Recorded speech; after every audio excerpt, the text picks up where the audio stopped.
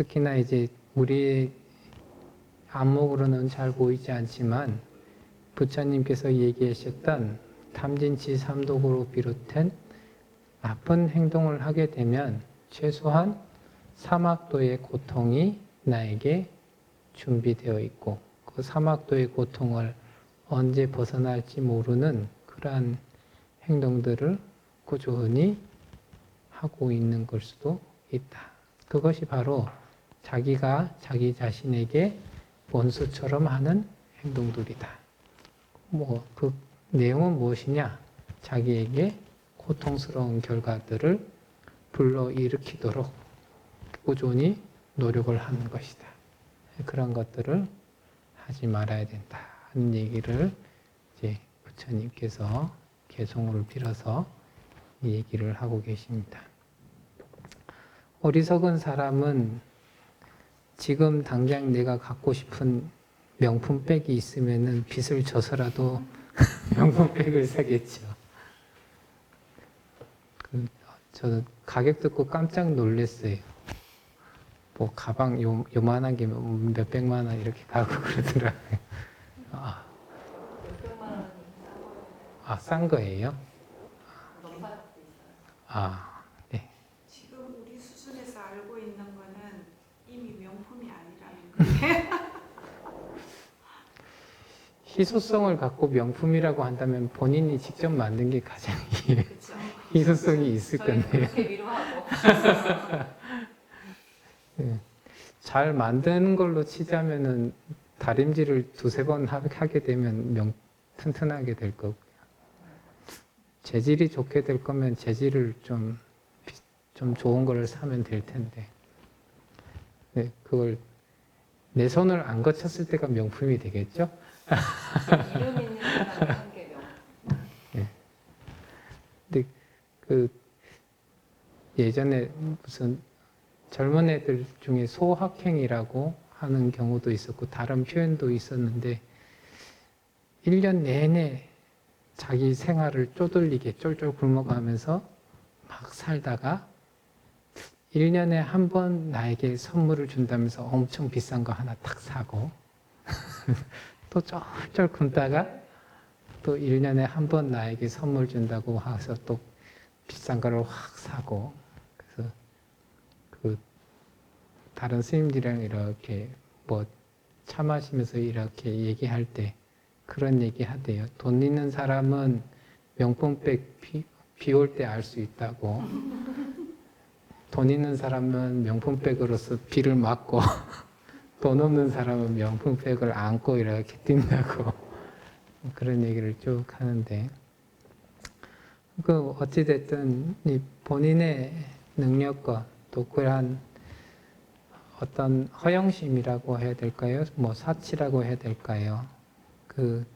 명품백이 내가 아닌데 명품백이나 이런 아주 값비싼 거를 바로 나의 아이덴티티로 삼은 사람들, 그런 사람들은 그 비싼 어떠한 물품들이 자기에게 무지무지 의미가 있는 것처럼 해서 그런 것을 확보하는데 전심전력을 다하다 보니까 다른 일상생활이 완전히 무너져 있는 것을, 그리고 주변 사람들이 나 자신에게 매우 부정적인 시선을 보낸다 하는 것을 스스로 알아차리지 못하고 그냥 계속 살다 보면은 주변에 아무 사람도 없고 가진 것도 점점 줄어들고 하게 되는 그러한 결과들이 쭉 펼쳐지게 된다.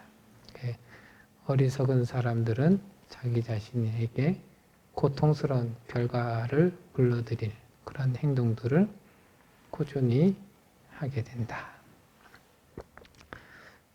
아주 어릴 때는 내가 이것을 하게 되면은 엄마나 아빠한테 등짝 스매시를 한번 맞겠지 이러면은 조심하는 게 조금이라도 있는데 나이가 들면 들수록 등짝 스매시를 날려줄 사람이 없어가지고 브레이크가 없는 경우들이 좀 있습니다. 그게 자꾸만 자기 자신을 자꾸 이렇게 몰아가서 자기를 힘들게 하는 그런 결과를 낳게 된다. 네, 67번째 개송이 되겠습니다. 스스로 저지른 뒤에야 뉘우치거나 눈물을 흘리면서 그 대가를 치른다면 이런 행동은 옳지 않다. 부처님 당시에 부처님께서 탁발을 나가시는데 그날 저녁에 밤에 도적들이 장자의 집에서 물건을 훔치고 나서 달아가다가 들고 가다 보면 이제 발각이 될 것 같으니까 한 논두렁에다가 그 물건, 훔친 물건 탁 버리고 도망을 갑니다. 잡힐 것 같으니까. 근데 부처님하고 안한존자가 가다가 부처님이 그 돈주머니를 이렇게 보고 여기 독사가 있다 이렇게 얘기를 하세요. 그 안한이 다시 뒤에서 같이 돈주머니를 보고 역시나 여기 엄청 큰 독사가 있습니다.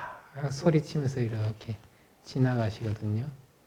농부는 독사가 있다 하니까 그 독사를 치우려고 가까이 다가가고 가까이 다가갔더니 돈주머니가 있으니까 순간적으로 손을 쭉 뻗어서 돈주머니를 탁 챙기고 아 오늘 돈 굳었다 돈 얻었다 이러면서 좋아하고 있는데 도적대들을 쫓아왔던 사람들이 그 광경을 보고 농부가 훔쳐갔다 해가지고 농부를 이제 관가에 잡아가죠.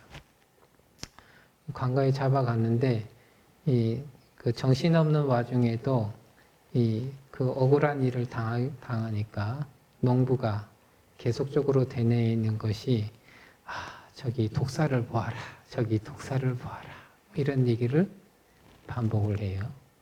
부처님 왕이 그 소리를 듣고 뭔가 다른 이유가 있는갑다 싶어서 자초지종을 물었더니 부처님께서 그런 얘기를 하셨더라.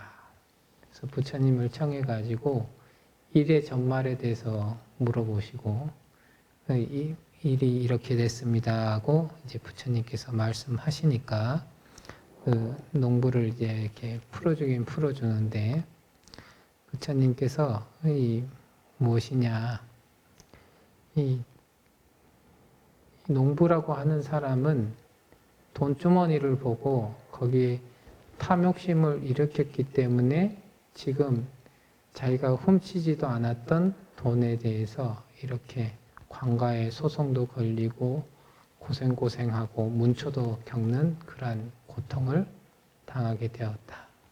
부처님하고 안한존자는 어땠느냐?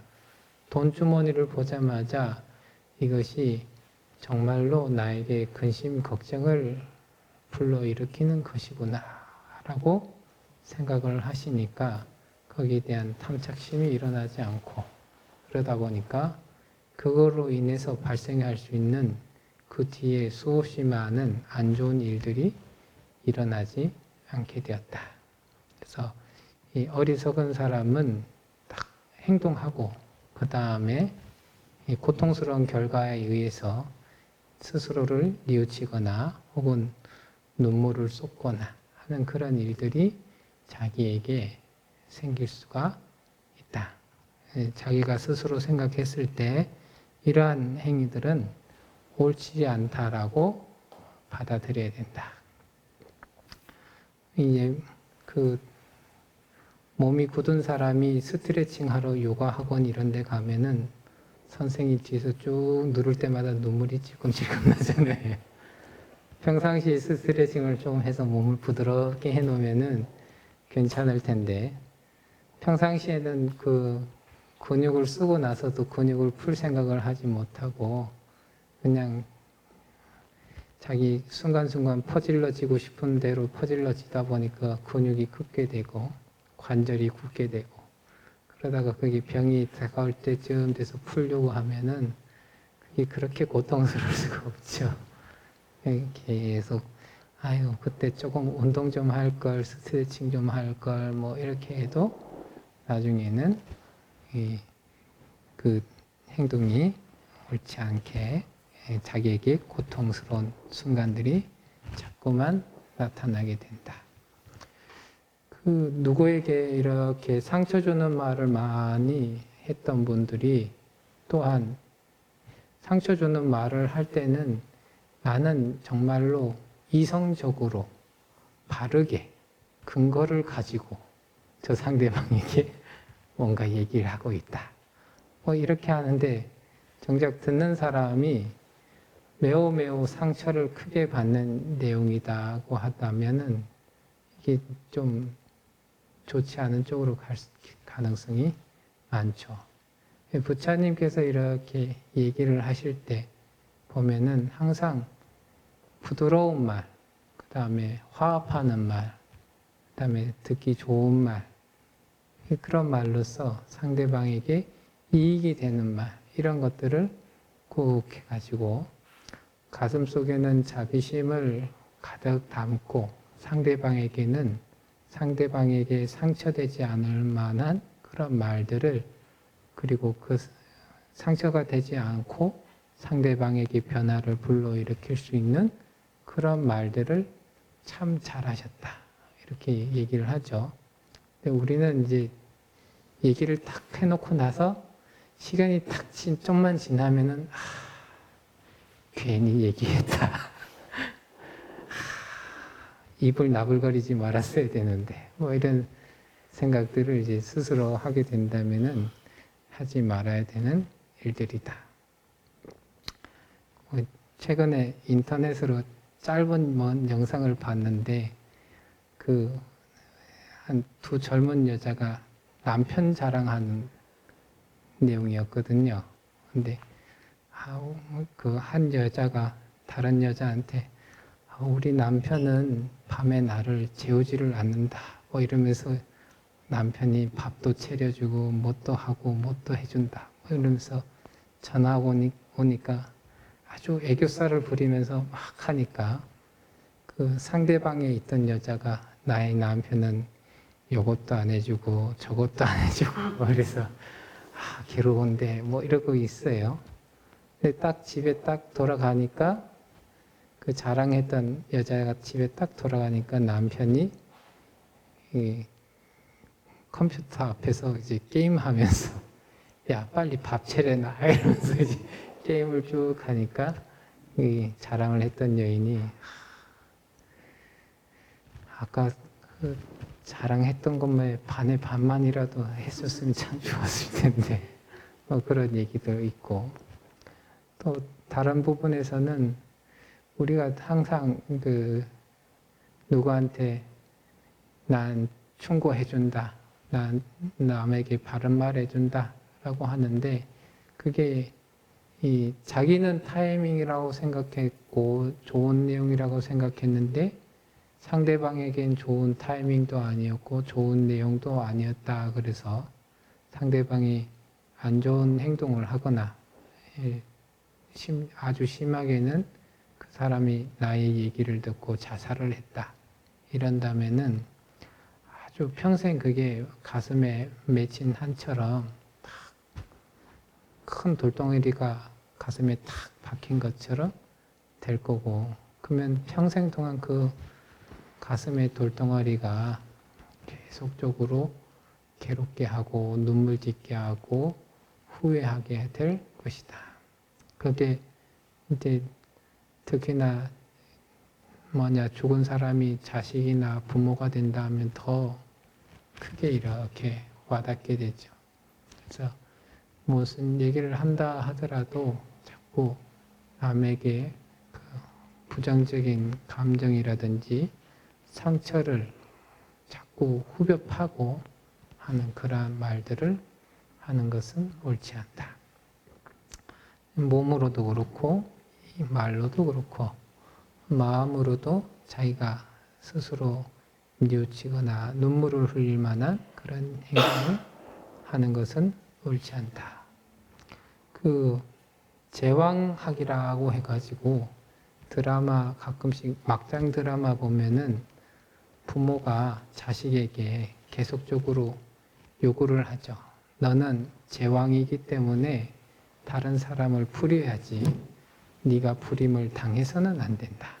그리고 너는 내가 어릴 적부터 투자한 금액이 있기 때문에 너는 무조건 1등을 해야 된다.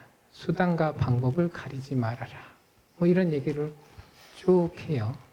그것을 평생 들었던 애가 나이가 들어서 이제 뭐 대기업이다 하면 대기업의 회장 자리에 앉기 위해서 부모를 죽인다든지 형제 자매들을 죽인다든지 이런 것을 하면서 아버지나 어머니가 죽을 때 네가 어떻게 나한테 이럴 수 있어? 이렇게 얘기할 때 자식이 앞에서 당당하게 그런 얘기를 하죠. 수단과 방법을 가리지 말라면서요. 뭐 이러면서 막 하면 거기 또 이제 죽어가는 사람이 그 순간에라도 아주 강렬하게 후회하고 괴로워하면서 죽고 뭐 이런 것들이 막 나오게 되죠. 근데 이렇게 순간이 됐든 혹은 긴 시간이 됐든지 간에 참으로 뉘우치거나 눈물을 흘릴 수 있는 그러한 내용들이라면은 하지 않는 것이 좋다. 요즘에 이제 그 여성분들 같은 경우도 그렇지만 이제 어떤 경우에서 이제 뭐 돌려가면서 이제 제가 얘기를 들었었는데 이제 여성이 임신을 하고 이렇게 낙태를 이렇게 경험하게 되는데 낙태를 경험하게 되는데 주변에서 너는 뭐 나이가 젊으니까 어리니까 낙태를 하는 게 좋겠다 하면서 쭉 그 얘기를 듣고 낙태를 결심하고 낙태를 하게 되는데 그 순간에 이제 뱃속의 아기를 꺼집어내고 뱃속의 아기가 도망가고 뭐 이런 고통스러운 과정들을 이렇게 겪고 나게 되면은 그 낙태를 경험했던 여성이 사람을 믿는 마음이 굉장히 떨어지는 것 같아요. 부모나 자기에게 낙태를 강요했던 사람이 사람 같지 않게 보이는 그런 느낌이 좀 있고 또한 그 임신을 시켰던 남자애도 조금 이제 여성에게 아주 깊은 마음이 있었던 사람일 경우에는 그 낙태를 시켜야 된다고 얘기했던 주변 사람들이 살인자처럼 보이는 거죠. 근데 그런 낙태를 하는 게 좋겠다고 하는 사람들이 다 친한 사람들일 거거든요. 그러니까 순간적으로 친한 사람들이 없다. 그러면 이 세상에 완전히 홀로 덩떨어져 있고 주변에는 나에게 칼을 들이미는 사람밖에 없다. 이런 생각들을 쭉 하나 봐요. 그러니까 그거를 말은 하지 않는데 그런 일을 겪고 나서는 그런 일을 경험한 사람들이 주변 사람들이 하는 행동이 평상시처럼 부드럽지 않고 예전보다는 훨씬 더 거칠고 격하게 행동을 하더라는 거죠. 근데 이제 그것을 미묘하게 알아차린 사람들은 이제 그렇게 하겠지만서도 알아차리지 못한 사람은 제가 갑자기 이상해졌다. 상태가 아주 안 좋다. 뭐 이러면서 이제 또 뭐라 하는 그런 일들이 또 생기더라. 근데 결정적으로 그게 세월이 그 당시에 마음을 풀지 않으니까 10년, 20년쯤 돼서 이 사람은 낙태의 기억으로서 주변들을 공격을 하고 주변 사람들은 그렇게 공격을 당한 세월이 5년, 10년 이렇게 되니까 그 기억으로 원한을 하고 그래서 서로 막 싸우다 보면은 그 시작을 알 수 없는 싸움이 돼가지고 계속적으로 하면서 아유 내가 너랑 친하게 지낸 게 참 잘못했던 행동 같다 뭐 이러면서 서로 뉘우치고 눈물을 흘리고 그런 일들이 자꾸 생기더라. 그래서 어떤 것이든 간에 우리가 이렇게 자기를 깊이 돌아봤을 때 크게 내가 진짜 잘못했구나 이런 생각이 들거나 혹은 크게 참회의 눈물이 흐르는 그러한 일들이다고 한다면 크게 후회할 수 있고 크게 고초를 받을 수 있는 그러한 일들이다 한다면은 그것은 옳지 못하다. 좋지 않은 행동으로, 불선한 행동으로서 하지 않는 것이 좋다. 좋은 일들은 하면 할수록 자기에게 행복을 가져다 주지만 안 좋은 일들은 하면 할수록 우리 스스로에게 계속적으로 고통의 순간들을 가져다 줄 것이다. 그런 것들은 옳지 못하다. 이 부처님의 안목은 3세 인가를 통틀어서 보시기 때문에 이러한 안목이 나올 테고요. 우리들은 그 안목을 따라가지 못하다 보니까 순간순간은 조금 맞는 것 같고 순간순간은 좀 아닌 것 같고 뭐 이런 비등비등한 상태에서 이렇게 살아가게 되는데요. 부처님의 안목에서는 반드시 이러하다. 그래서 부처님께서도 과거 전생에 안 좋은 업을 닦게 되면은 사막도에서 크게 후회하고 눈물 흘리고 피 흘리고 이러면서 괴로운 시간을 보내셨던 적이 있다고 이제 경전에 나오죠. 네, 그런 것들은 옳지 않다라고 얘기하셨습니다. 오늘 수업은 여기서 마치겠습니다. 감사합니다.